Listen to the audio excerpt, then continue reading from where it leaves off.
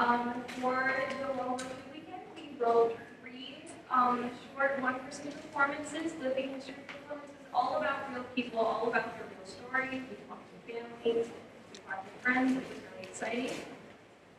This is our first one, and this is Max Woeber, also a student at Alaina University, and he's going to be portraying Teko, and his brothers are on display. They have a whole little section down in our gallery. You can go visit them. You can see some of their stuff. You can learn more about them.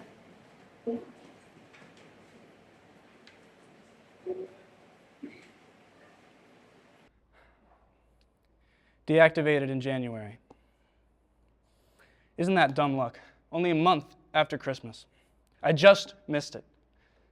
Just barely. It's unfair, really, is what it is. I have to wait 11 months. It's not unfair. Let me not say that. I have a big Catholic family, right? I'm one of 8 kids, and a middle child at that. You can imagine. For Christmas, well, we have big Christmases. Bigger Christmas Eves. It's a Matus family tradition. It's just all of us, everyone together. All my brothers and sisters, my parents. I don't know. Maybe it's not all that glamorous, but it's special to us. Special to me. And this year should have been the first since, but instead it was everyone except, never mind, I shouldn't be upset about it. It's just been on my mind. You'd understand, it's not fun to think about the war. So I like to think about home. I try to think about home. And I've been thinking about how, well, my siblings and I, we all live on a farm, so we know work. We work hard, we've got routine and stability, and I like that. We goof around sometimes, which maybe we shouldn't, but we do. My oldest brothers and I go dancing on Fridays. We talk to girls. We try to make each other look like fools in front of girls. I mean, we're brothers, it is what it is. And of course, there were the little kids too. 2 little sisters and 2 little brothers. I always liked hanging with them, teasing them and taking care of them. Makes me want a big family of my own. I took their pictures with me when I went overseas. Kept them in my pocket. There's a lot of laughter in my house. And going home now, well, it's going to sound silly, but I don't know. I don't know if we'll get that back.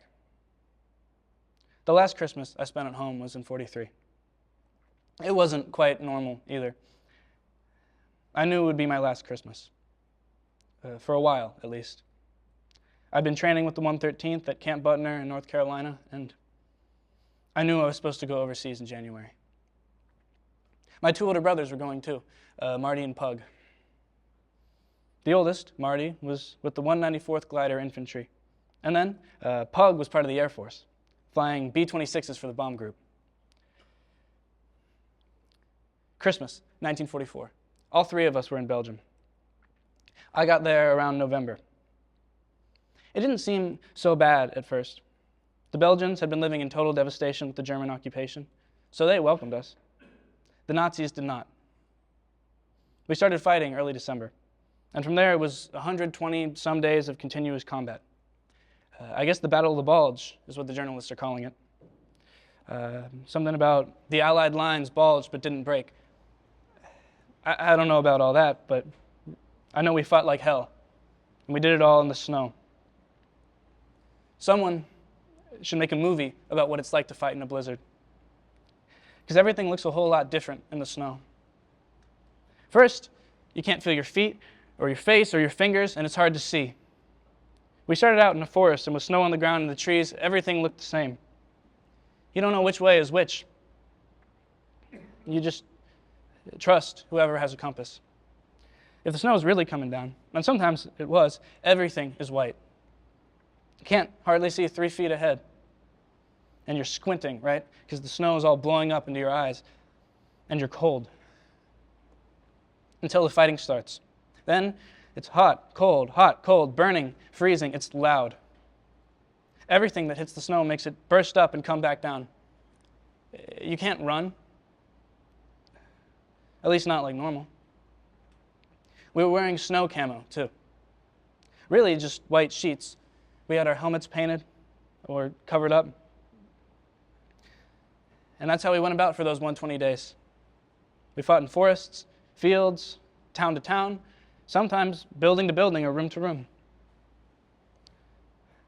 And while I was on the ground, my brothers were beside me and above me. It's got to be fate or something that all of us were in the same place at the same time. I thought about Pug a lot. His name is Paul, but we call him Pug. Before the war, he was a football star. He played for Ohio State. He left to fly bombers.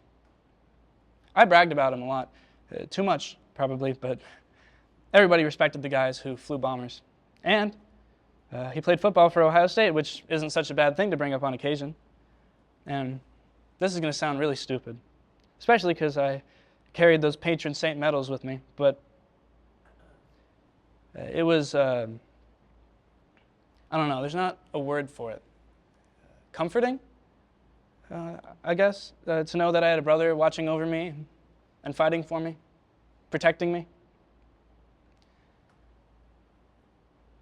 I learned about him being shot down in January. It actually happened a month earlier. But by the time they got the news to Mom, and then my sister wrote to me, he was missing, which is better than dead.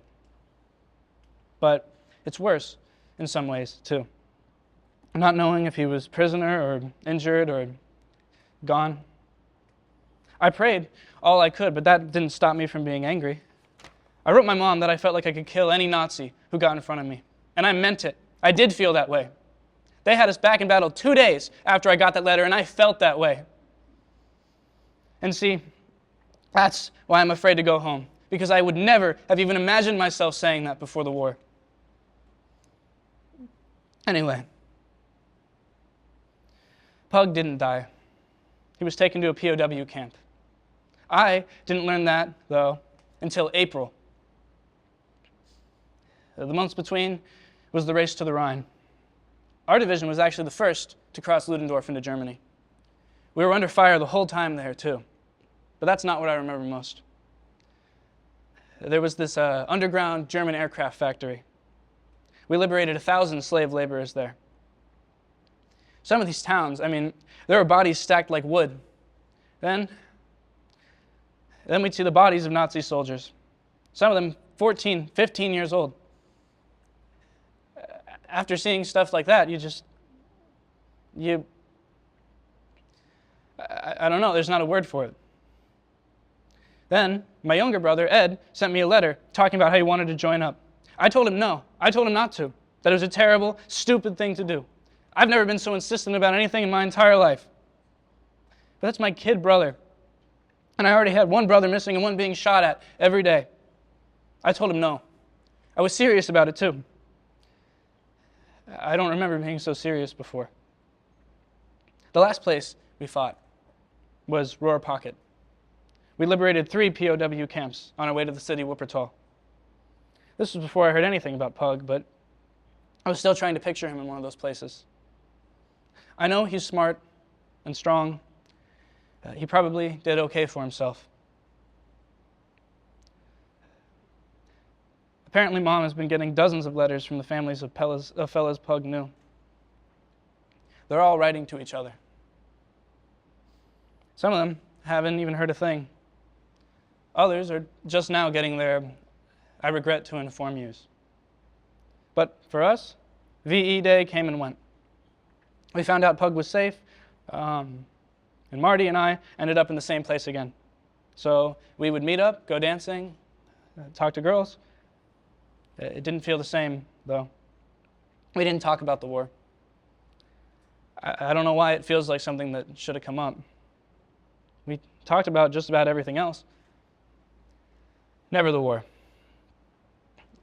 I would have clung to Marty if I could. I think after everything, that's what I needed the most, to be around my brother. But he left in September. Pug was deactivated in December. Now it's my turn. Pug sent me a letter recently. He talked about how he took a trip to the football field, and he was watching the guys, and he was expecting to miss it. He thought he would want to just run out there and play like he used to, but he didn't. He just felt old. Maybe that's how it happens. We go home a little bit older, a little different.